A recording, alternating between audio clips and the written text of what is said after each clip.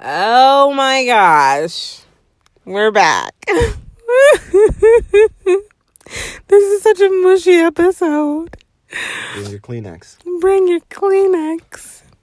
Hold your kids. Hide your kids. Hide your wife. Well, you don't have to do all that, but anyhow, welcome back to Take Two with Tiffany and Aaron. and the real Aaron. Mm-hmm. That's right. So we're gonna get a little romantical on this podcast. Oh my God. Because something special has happened. This is a special episode of This Take Two. is a special episode 6 of Take Two. And I would give a forewarning that usually, for our listeners' sake, we do try to keep it to about 10 minutes on these podcasts.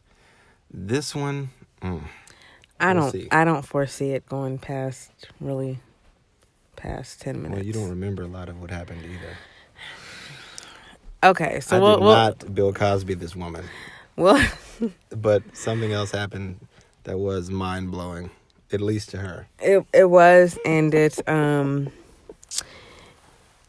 I was shocked. So I was kind of shocked to a point where I was no longer listening to what he was saying. I semi-remember. This is going to be my life. This is not going to be your life. But anyway, ladies and gentlemen, Aaron is now my fiance, a.k.a. my fiance. Dun, dun, dun. Because Aaron proposed. He popped the question on Sunday. And, it's not like I didn't know that it was coming. Because we've talked about it. And, I may have pressured him to do a little bit sooner than he planned on. Which I'm kind of glad that I did because, prior to this, we have been talking about like when we wanted to get married and where we wanted to get married. We've always been vocal about our future together. And I happened to call today the venue where we want to get married. Mm-hmm. And although I said this to you in a text, I didn't go very deep into details. But where we want to get married, they only have one spot available for that day. Like they can only book one more wedding on that day. Mm-hmm. And I would have booked it today, but you have to put a deposit down. Right. And so I told her, I can pay the deposit next Friday. And she said I can call on Thursday and hold it till Friday. So I'm keeping my fingers crossed that no one else calls and tries to book this same venue that we're trying to book, because my heart is set on this particular date, this particular week, and I really, really, really don't want to have to go with the backup. So fingers crossed. So that's why I'm kind of glad that I did pressure him into doing a little bit sooner, because just our luck, he would have done it later, and then, we wouldn't have that venue on that day. I have my own input, but go ahead. What's that, baby? No, keep going. No, tell me. No, tell me. What's your input? I had no idea about, I know we talked about where we wanted to do it at, but I had no idea, like the clock was ticking as far as trying to make reservations. It was by total... Reservations? You mean to book the venue? Yeah. I didn't know the clock was ticking either until I called. I really didn't think like a year. I know venues get booked, like typical venues get booked, right. But ours is a special situation, which I'm not going to, share on the podcast. But typical venues get booked like 2 years, year and a half in advance. I did not think that in this situation, it would book up so fast. Then again, I also don't know how many weddings they do in a day. Yeah. But she specifically said we only have one more. And she could have been just saying that, like the salesperson in her could have been saying, we only got one more. But so I'm going to keep my fingers crossed. But anyway, back to the meat and potatoes of this story. Yeah, back to the purpose of this podcast. So, you know, when Aaron and I originally talked about getting married, oh my God, we're getting married. It's really happening. I'm still in shock, okay, guys? I'm still fully in shock. We've been talking about this for months. We have been talking about this for a very long time. You were the only one saying, "Oh, it's not going to happen." Whatever. His impersonation of me is impeccable. When we were talking about it, I told him, I was like, oh, you know, when you propose, I do want like my family around. I want somebody to be there to take pictures. But then like really all of that chaos, it doesn't really matter when it boils down to it, because it's just you and that person anyway. And even if he had done it in front of my family and friends, like it would have just been him and I in that moment. And he's over here shaking his head because, you know, from what he told me after the proposal, he's gone through hell and back trying to set this up. So it's great that it worked out the way that it did. But yeah, so kind of last minute, like last week, I told him, I was like, babe, look, you don't have to make a big to-do about it. You don't really have to do it in front of my family and friends. Like, even if it's just me and you, like, I don't care who's around, as long as what you're saying to me is genuine and you mean it. Like, that's all that I care about. Right.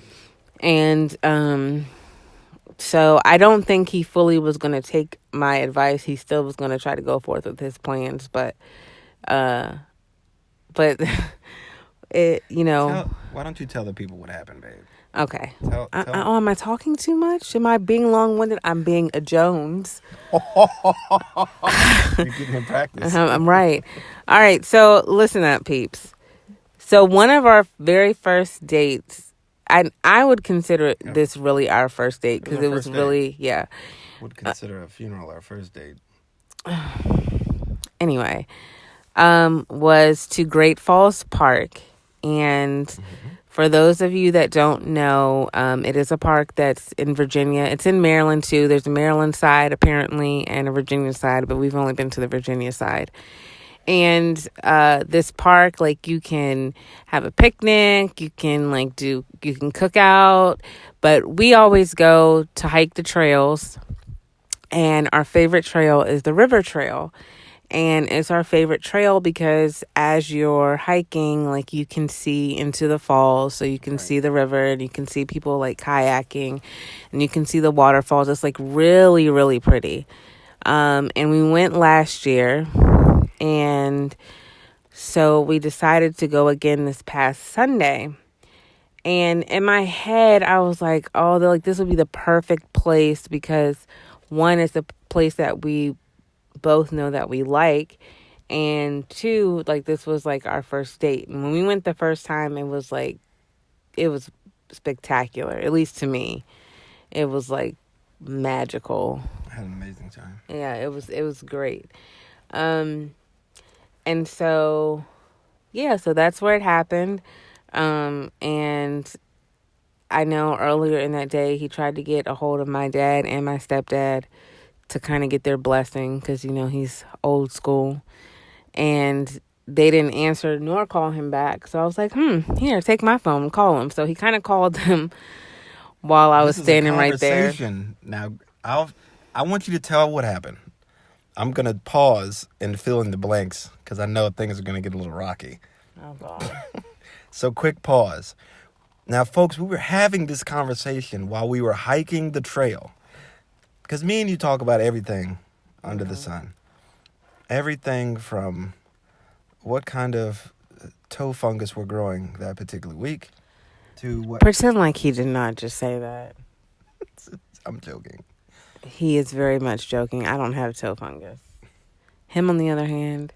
Babe, I do not. Okay, go ahead. To what we're eating that night. So we talk about, like, everything. So we are hiking, and, you know... part of the conversation is I've already got it set up in my mind, what I'm already going to do I've already got the date picked out. I'm trying to, God knows, I'm trying to go. This is why I say, we'll save this for another podcast. Happy wife, happy life, I still disagree with it. Because I was trying to give this woman what she wanted. And in all my attempts for weeks on end to give you what you wanted, it was still totally different than what actually happened, and you end up loving it anyway.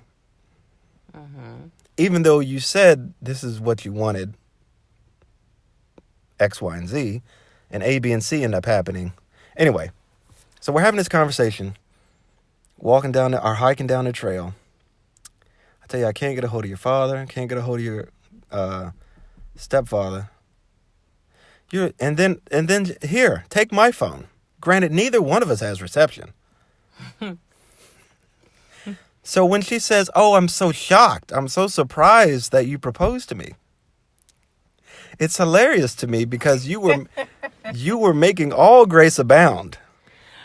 It's shocking. It was shocking to me because yes, that day I was like, "Here, take my phone, call my dad." You talk to my dad, but that didn't mean like I can't tell you still what to do. I can't make you propose.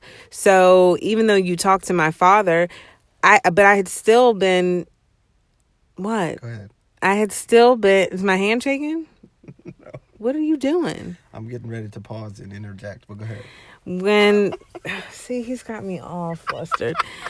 And just like I had been talking about it for weeks, asking him for weeks, when is it going to happen? How long do I have to wait? Blah, blah, blah, blah, blah. Even though I was asking him that doesn't mean that he proposed then and there. He still was trying to go about his plan. So even though you talked to my father,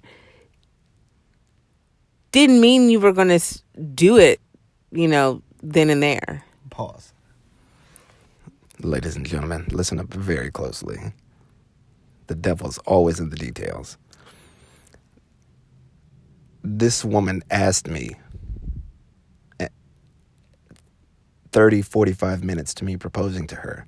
Are you going to propose to me here? Question mark. That's not true. That is not true. Hey. I said we had stopped at one point and we were taking pictures and we were sitting there. Such a nice place. That's what I said. I didn't ask you, were you going to propose to me?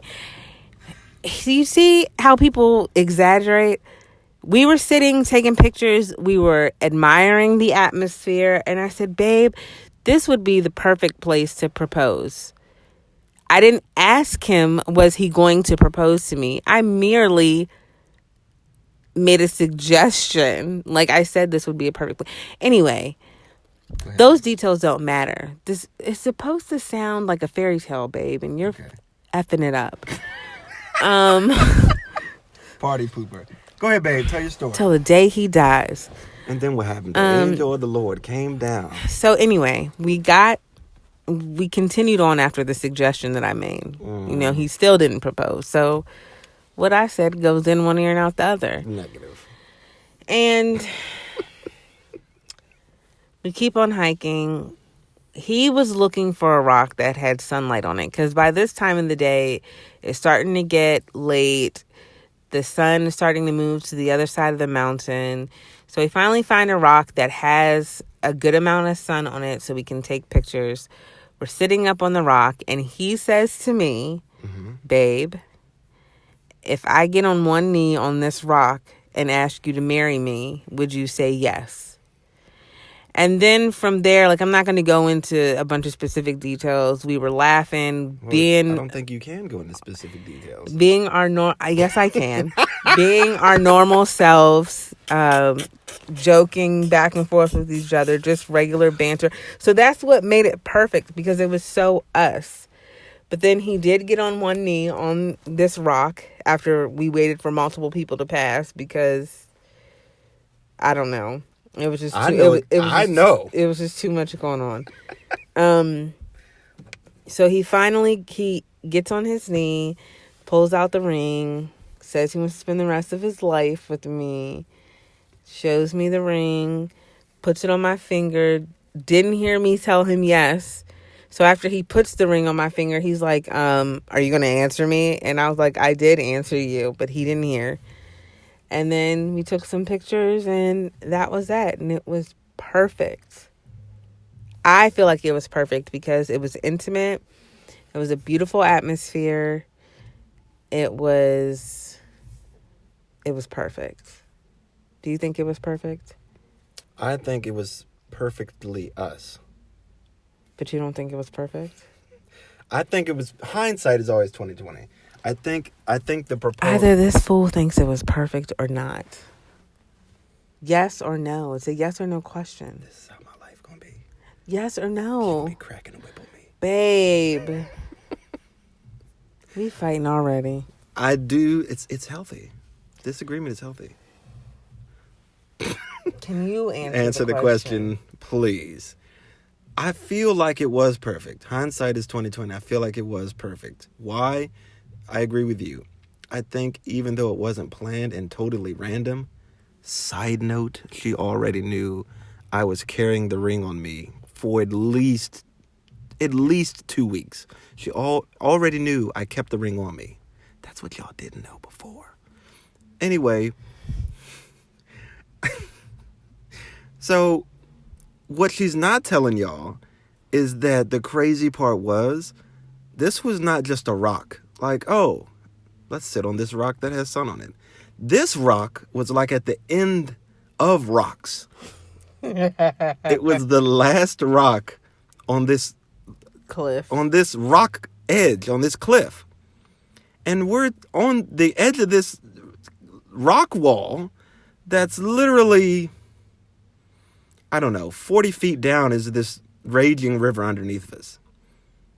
And we're all but sitting on the edge of this rock. So I'm thinking to myself, if either one of us slips or goes in the wrong direction, we're plunging into this river, and we're probably going to crack our skulls on a rock on the way down. But it's awesome because that's what me and you do. It's just random stuff. So with that, that's why to me, I said of all the crazy places, what if I proposed to this woman in this particular spot? But I was brave enough to venture out there. God knows this woman is like no other person I've ever met. And she was like, well, if you going out there, I'm sure enough going out there. So she went right out there with me. This is why I want you for the rest of my life. She ventured right out there with me, was sitting right next to me, just little legs just dangling right off the side of this cliff. And I looked at her and I just said, she didn't follow me all the way out here. Now, what if something would have happened? I said, you know what? If I was to propose to you, get on one knee on this rock, and like, it's not a typical rock. You just can't get on. It was hard enough to change positions on this rock, like to, move around on it. So to get on your knee was kind of precarious, to say the least. Anyway, she said yes. I think she did squeak out a yes. And then I think your body was there, but your mind was probably somewhere else. I don't know. I was looking into your eyes and they looked a little glassy at one point. Because this is a moment that every girl dreams of. And I was in that moment. Like, it was in that he had the box was in front of my face. The ring was in front of my face. He was on one knee. He was asking me the question. And I literally, like, even though we had talked about it, like, when something actually really happens, and he should know me by now, and the fact that I never think anything is real. And for that to happen the way that it did, it just was like, wow, like, is this really happening? Like, I know that we talked about it, but the fact that it's actually coming to fruition right now, it was an out of body experience for me. Yeah. But it was perfect. I thought it was perfect. I loved it. And it literally took me until the next day for it to hit me. And even still now, I'm like, even though physically nothing has changed, like, I think emotionally, like, there's been a change because because he's not just my boyfriend. Oh my God. And I just, that is what's so freaky to me. Babe, I think our relationship definitely took a whole nother leap. It did take a whole nother leap. I feel like we're bound together now. Like even though like we're not married, but we're at that step right before that. Right. And so I feel like before he was just a boyfriend. So I'm like, you know, but now I feel like it's like there's so much more of an investment. Wow. And I think that was my thing. I felt like in my heart, even though I wanted to set it up the way I did and have your family there and wait until your friends come from out of town, like I was trying to do this in the way that you wanted, in a way that you'd be happy with. At the same time, I could hear it in your conversation. I could hear it in your voice. I could see it in your face. I think you needed in here, I'm touching one of her bosoms, in her heart. I felt like in your heart you needed a sign. You needed something to seal this deal. You needed something to make this real for you. Talk is cheap. And I think when people act, I agree with you, that it takes it to a whole nother level. So I think even though it was totally random and it happened the way it happened, I'm thankful that it did, because I am thankful that now you can, all of our talk about our future together and X, Y, and Z, I think now it actually has, it's been solidified. Mm-hmm. And I think you have some reassurance there. And I think that's something you needed. And I think you got it.